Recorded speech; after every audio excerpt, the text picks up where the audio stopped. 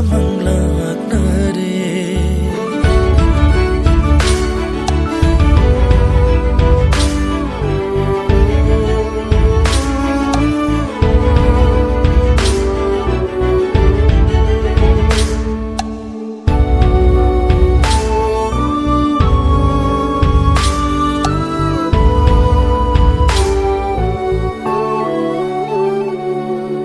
चटलीबा लम्बी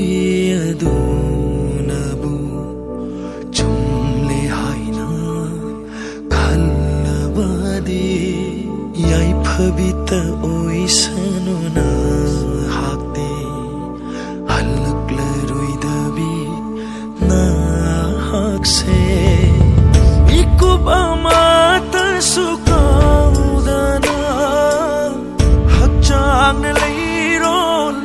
Chandri fau naha khalakpa ngairamge haukraba wari ningsing tuna